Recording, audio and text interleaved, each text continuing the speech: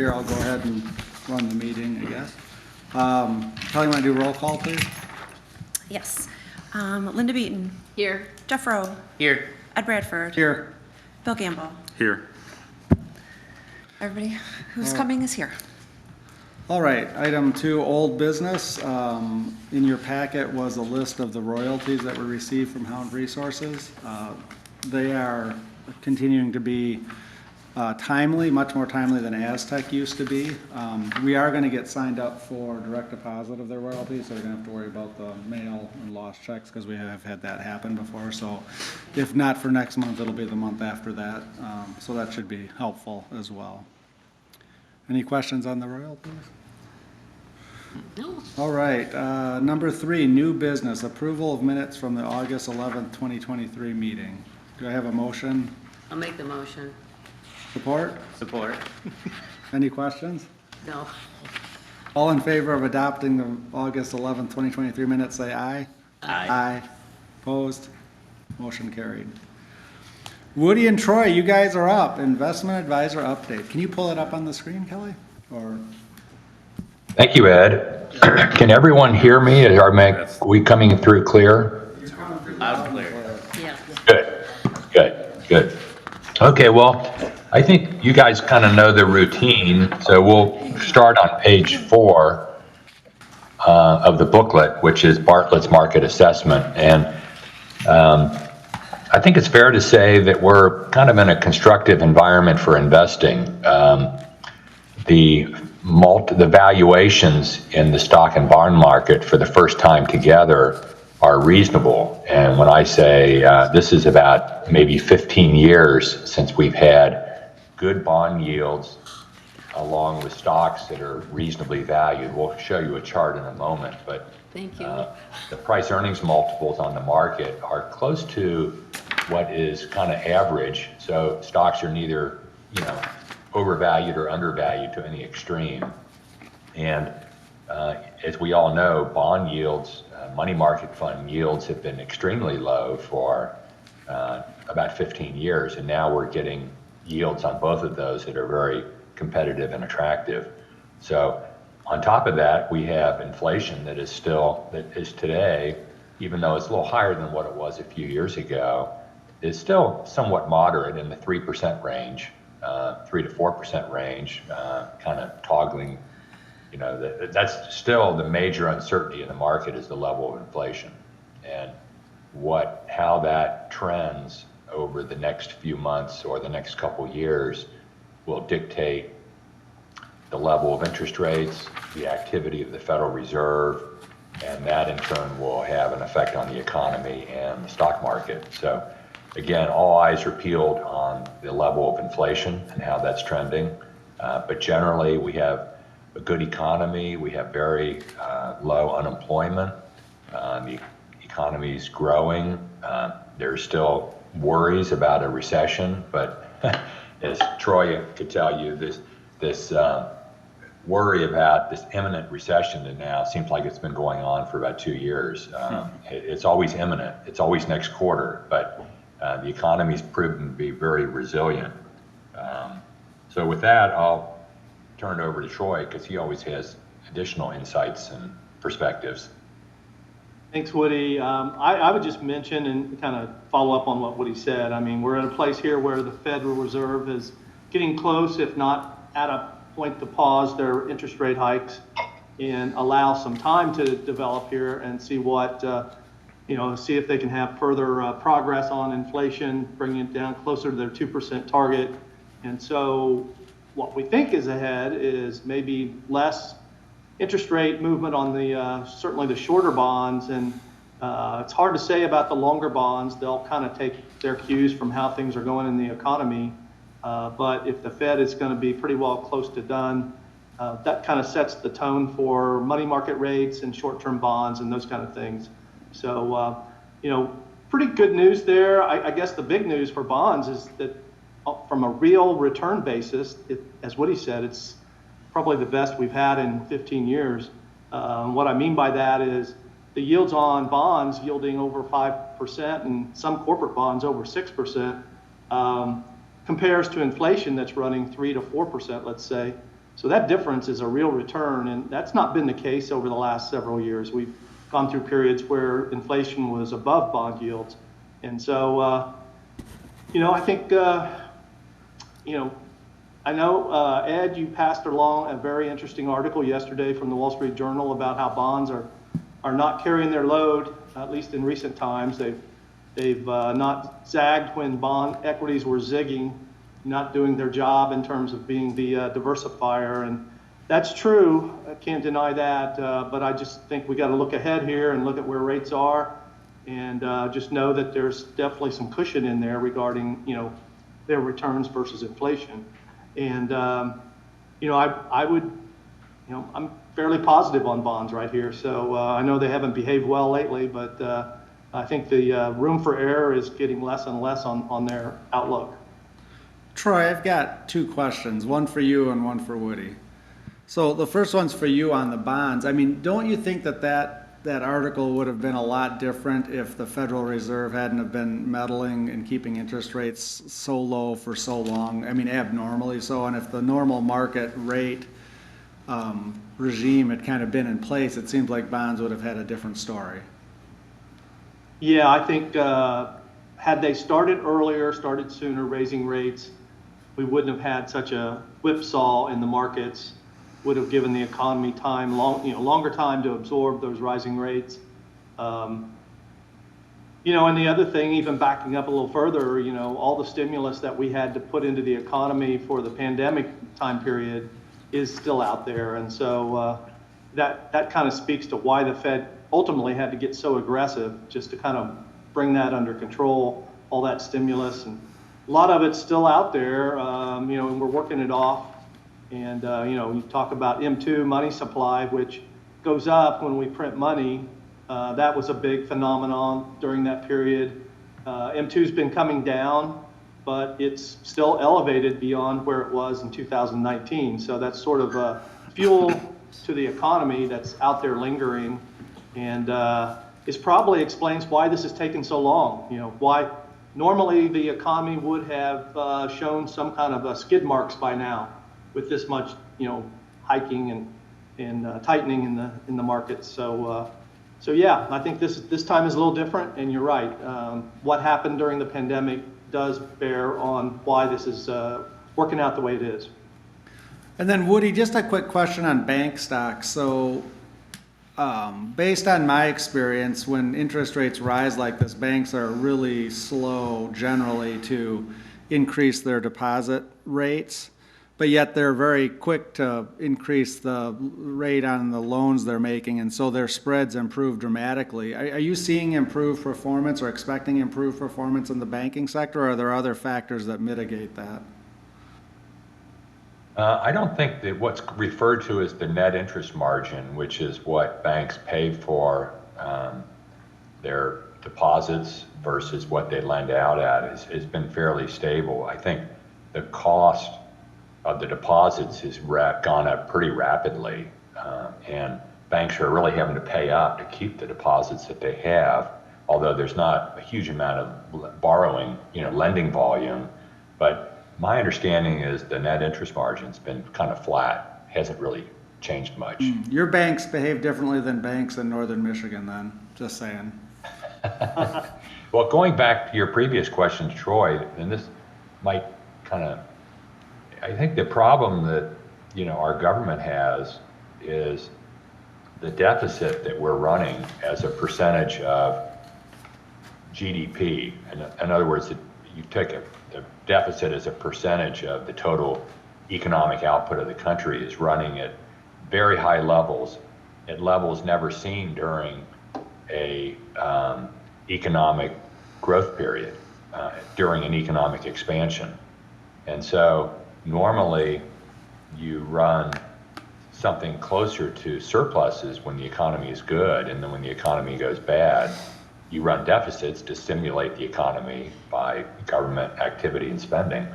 And so, it's problematic when you're running large deficits when the economy is good, because if the economy was to go sour and the government tried to support the economy through deficit spending, it could get to a pretty extreme situation, which probably may not be good for interest rates. It may not be good for lots of things, but I only mention that as kind of a follow-up to your first question. Thank you. We'll kind of scoot through some of these next few pages because I think some of them are similar to what we talked about the last quarter. But page 5, entitled "High Inflation Has Been Moderating," you can see that it's been an inflation stock market because the inflation peaked last June, which was when the market was really in some turmoil. And then since then, the market's improved quite a bit because inflation has come down. And in the last couple of months, it's been, looks like it's moved up just a little bit. It's kind of wait and see attitude. And then the next page, well, I'll let Troy talk about the next page. I think that's a good perspective page. Yeah, page 6 is a look at the 10-year Treasury yield going back to 1973, and you can see there in the 1970s and early 80s where the 10-year was, up near 16% at its peak. Those were, that was an inflation decade where a couple different Federal Reserves battled inflation repeatedly by raising rates and then pausing and then doing it again. And so it was just a long battle, and we're just now moving back up to something close to the long run average, which is that green line there, a little bit below 5% or right at 5%. So, we're kind of right there. The interest rates, this chart is at the end of September, and this yield today is right at 5%. So we're there pretty much. Doesn't say we can't go above it further because the momentum is there, but in fact, I did a look yesterday. The 2-year Treasury yields about 5.15.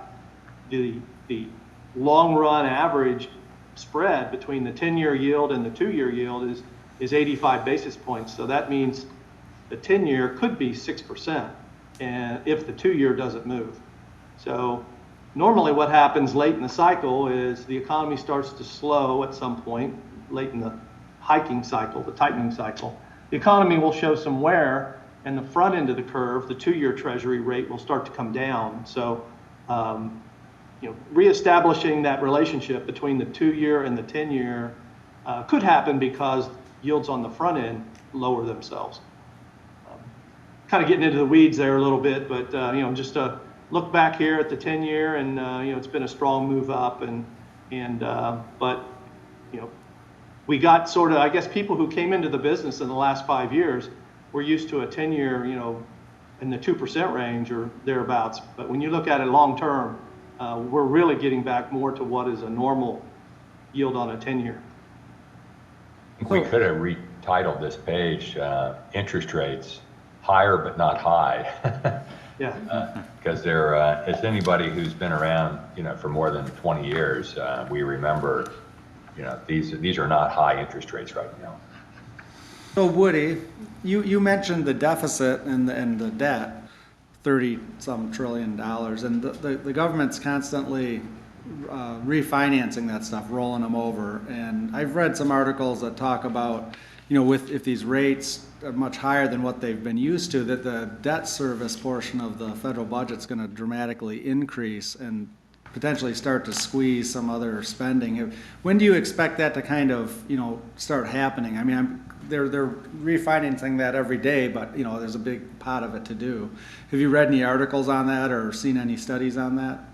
Oh yeah, it gets a fair amount of attention that if interest rates go up another 100, 200 basis points, that the deficit will balloon just because of financing costs.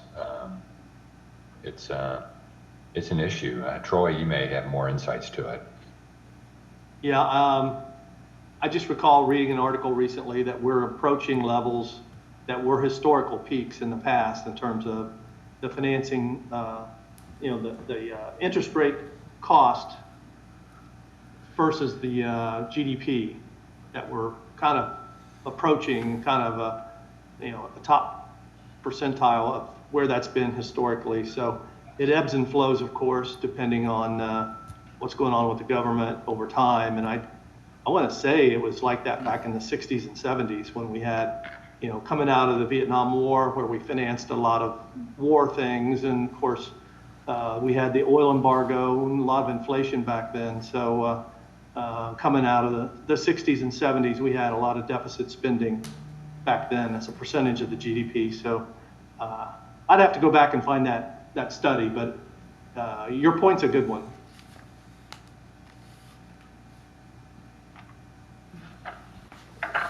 The next page, I think we talked about last quarter, which is it just points out, this is change in the Fed funds rate. It points out that this cycle of interest rate increases by the Federal Reserve has been the most aggressive in 40 or 50 years. So it just points out how far behind the curve that the Federal Reserve was, and with the inflation, and how quickly they've had to kind of tap on the brakes.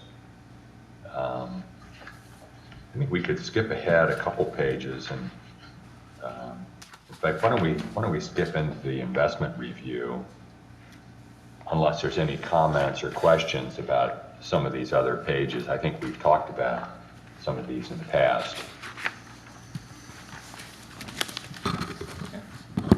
We could go to page 12, and that's titled Asset Allocation. This is a snapshot of the portfolio. By asset class, you can see we're just over 12 million, and we're pretty close to the targets. We're slightly, if you look at the target allocations on the far right column, you'll see that we're pretty close to the policy, slightly over on equities because the market's been moving up in recent days.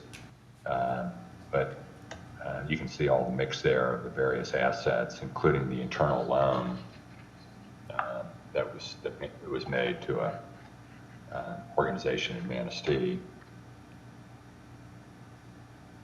Any comments on page 12? He meant to the internal funds, to the marina fund. Oh, okay. I'll turn it back to Troy for page 13. Thanks, Woody. This page highlights the characteristics of the part of the portfolio that's invested in bonds.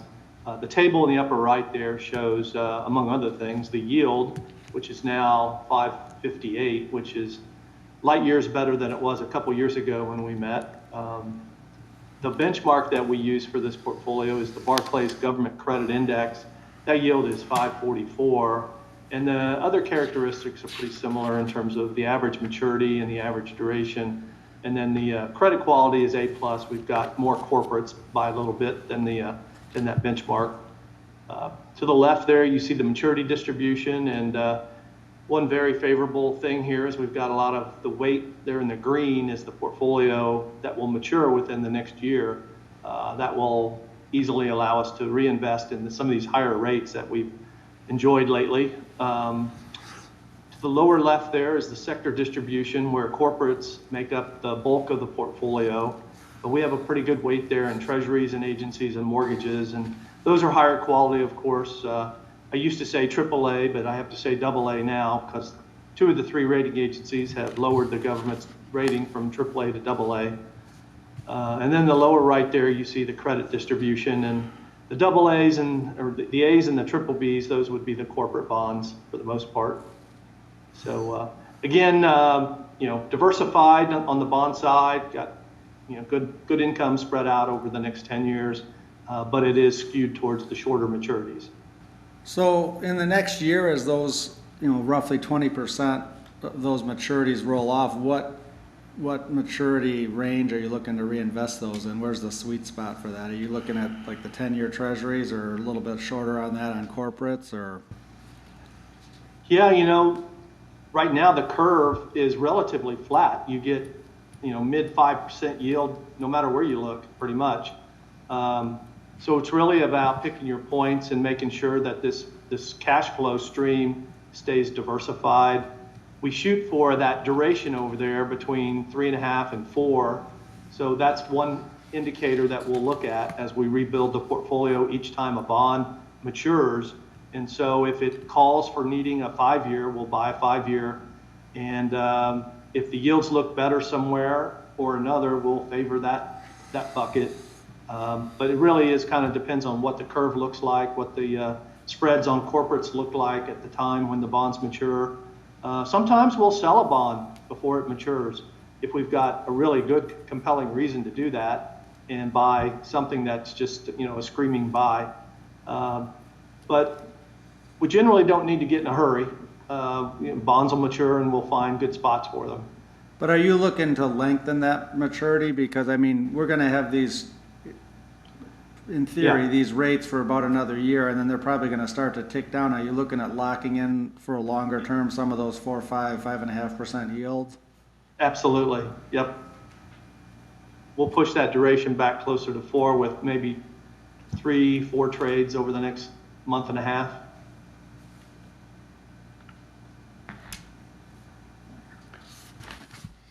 We can't tell who all is in the meeting, but I thought maybe just a little clarification, because we take a lot of this jargon for granted on our side, and I think most of you understand this, but when we show Treasury on here, that refers to U.S. Treasury bonds, which are the highest rated fixed income security in North America.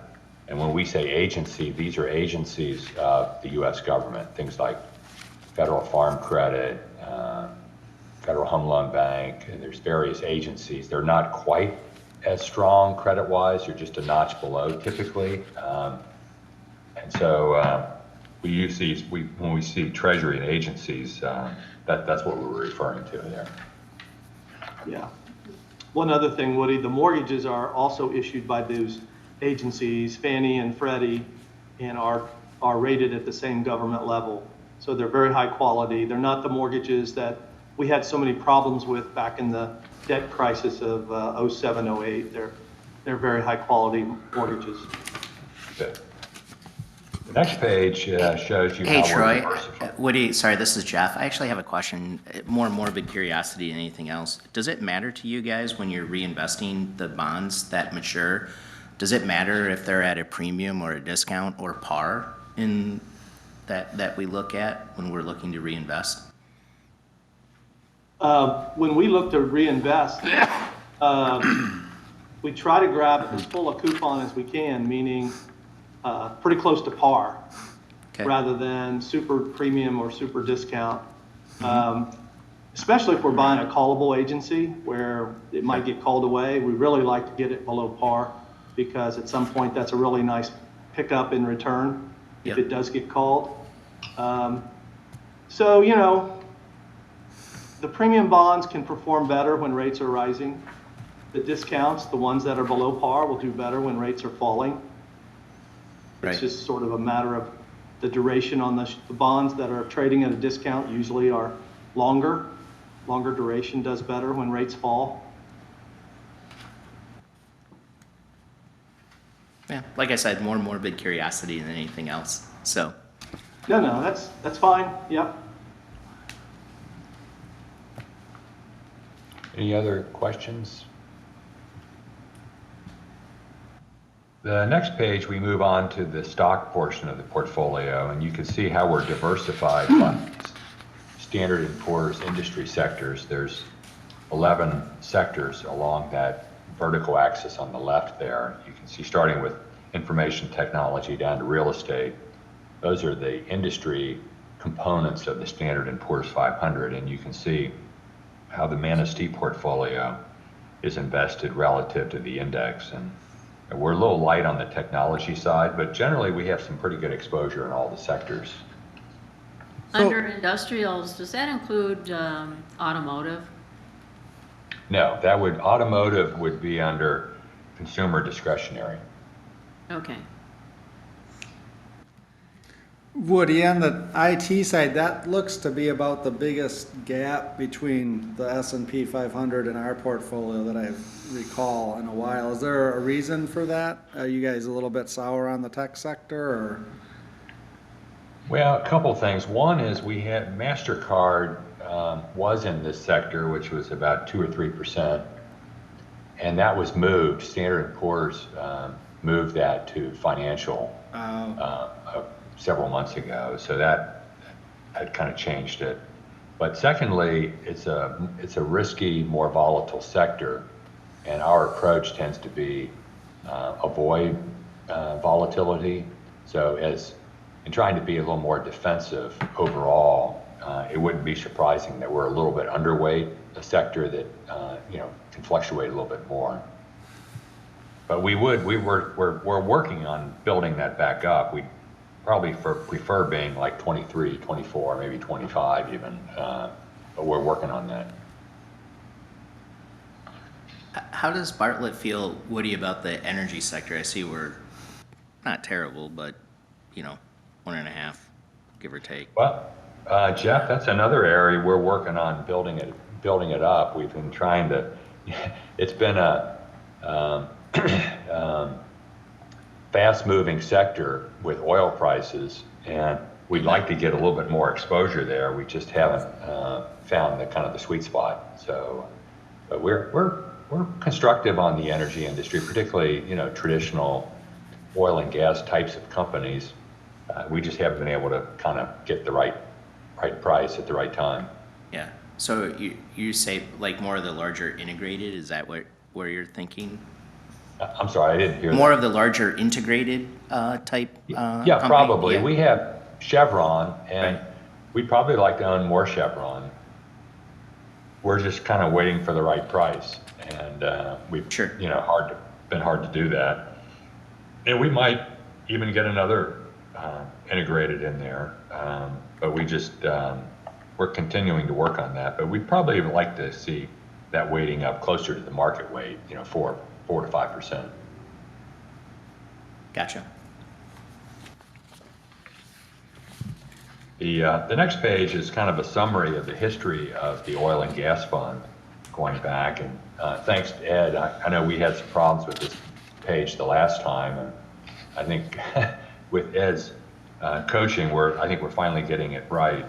But you can see going back to 08 and then on to the next page through the current fiscal year that where we are with the spending. I think you've heard us refer to this kind of in the past, that your distributions now are almost equal to the original value 15 years ago, and yet the principal is approaching double what you started with, which that's a good feeling, mostly because of favorable markets. Yeah.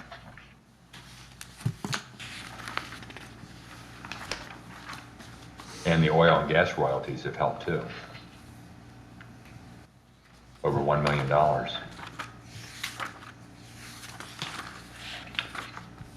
So that's the last page is the performance page, and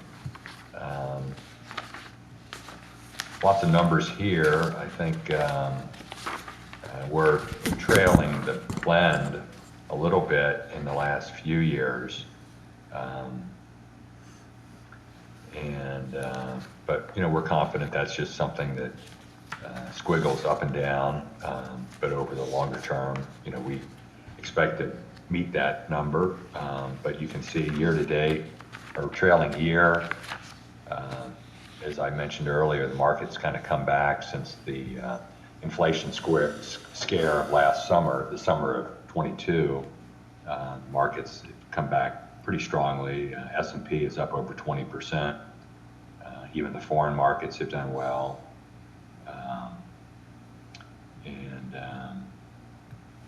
Generally, pretty pleased with the results. Yeah. Absolutely.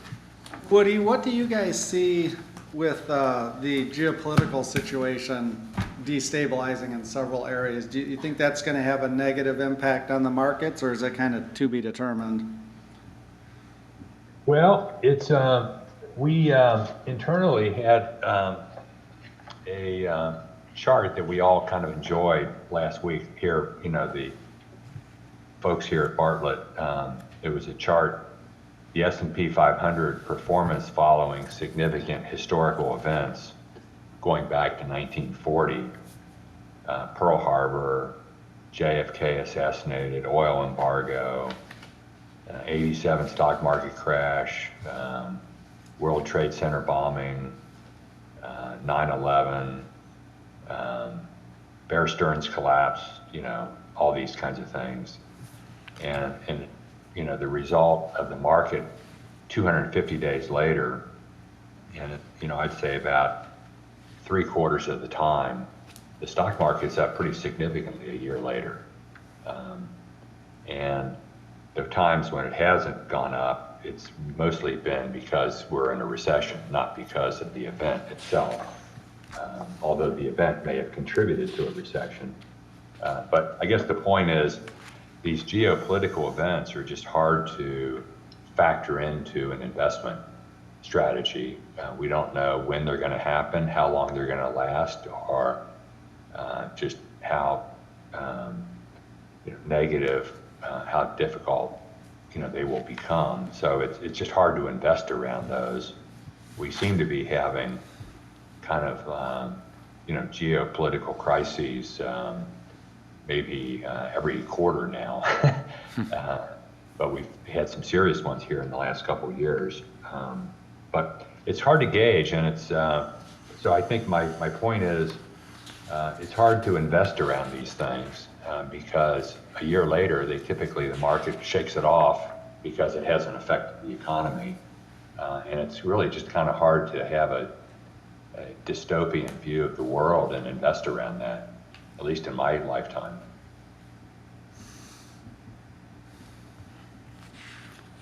Troy, did you have any thoughts on that? I would just only, in this instance where we have, the wars going on now in the Middle East and also Ukraine, I think I worry a little bit about the deficit spending that will come along with that commitment, and could that keep pressure on bond issuance, and maybe another reason why rates might be a little sticky here and stay higher than they've been in a long time. So I don't know. I just think it could be a little bit of a push towards the inflationary side of things. Have you guys seen any performance or pricing anomalies on any of the defense stocks? Have they already risen? Are they starting to rise? Do you think they're going to rise? As we're going to have to replenish all the arms we're shipping overseas and rebuild to a degree. Is that a play that likely makes any sense moving forward or not? I think your question was about defense stocks and whether they're attractive, basically. Yeah. Yeah. Well, we have General Dynamics, which is partly defense, and we continue to look at possibly trading out of General Dynamics to something that's more fully defense related, like Northrop Grumman or possibly Lockheed. And we just haven't been compelled enough to pull the trigger, but it's a good area. The whole world is arming at a fairly high degree. Even countries like Germany and Japan, and to a lesser extent Australia, that have had government policies around not arming. Well, not so much Australia, but certainly Japan and Germany have now gone full in on arming themselves and buying products from American defense companies. And that trend, the world seems to be increasingly an unsafe place, and with actors like China and North Korea and Russia and people like that, it seems to be everybody wants to be have a strong defense. So that could be good for the market, for those companies. So you guys are kind of keeping an eye on that to see if there's buying opportunities? Please? You're kind of keeping an eye on that to see if there's buying opportunities? Yeah.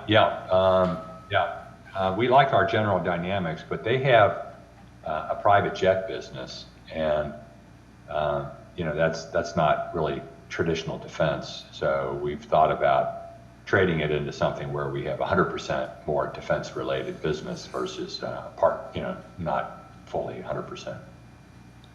I don't know if the UAW does any work in assembly for military vehicles such as Jeeps or trucks or other kinds of transportation for the military. So I'm just wondering if if the strike is gonna hurt that.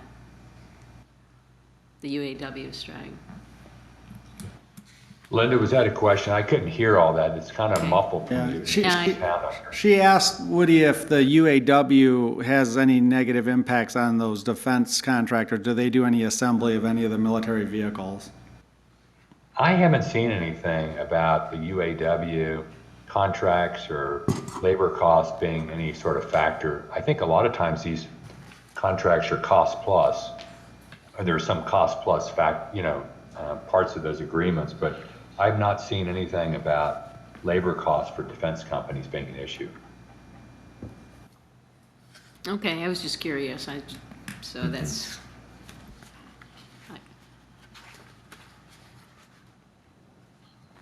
Okay, any other questions for Woody or Troy? All right. Troy, Woody, thank you. We're going to try to set the meeting dates for 2024. One of the things that kind of came up is, it's great to see you in person. We like that. But when we push it to August, it kind of almost pushes, because we try to meet like the third week after the end of the quarter, right? So we end up pushing that back a number of weeks. So I didn't know, Kelly, did you have any dates in mind for the meetings or? They're in the packet. Mhm. Okay. They're just our standard, so it would be July. So I don't know, Woody, is there any way that you could make it up in July? I know you come up in August traditionally, but to try to do that one and not push it back, that 4 to 6 weeks or whatever it is. What about possibly the first couple days of August? Maybe just postpone it a week or something like that. That would probably be better, I think, than pushing it back to mid-August. So I the think second. there's a, like even Like the 2nd or something? the August 2nd is a Friday, if that would work. I could make a special trip up, a week before that, but it would, wouldn't work as well, but August 2nd would be ideal. It's not about me, it's about you guys, so whatever, but if we could do it August 2nd, it would be great. Maybe I can twist Troy's arm to join me. That's what I'd like to do if we can, if that's okay with the board. You can even spend the night at our New Hampton Inn Yeah, On the beach. on the beach. So, all right, so is there any other comments about the suggested dates then, with that one change? no? Okay. So we'll establish those meeting dates. Kelly will work with you, and we'll work with you, obviously, to get the information for the packets and stuff like we Yeah. always do, so. Good. Does anybody else have anything else for Woody or for the good of the order? We do just need a motion on the dates. Oh. A motion. Accept the motion for accepting the meeting dates with that one change? I'll make the motion to accept the meeting dates with the August 2nd versus July 19th date. Any, do you have support? Yeah, I'll support it. All in favor, say aye. Aye. Aye. Motion carried. Anything else for the good of the order? Ed, I'd just like to say thanks to Kelly for helping put all this together. She's always jumping through hoops to get us to behave and get things together, so I appreciate Kelly for doing all that. My pleasure. All right, time for public comment. Any public comments? No public comments. Take a motion to adjourn. Make the motion. Thanks, everybody. Thanks, Woody. Thank you. Thanks, you guys. Thanks. Thanks, Troy. Thank you.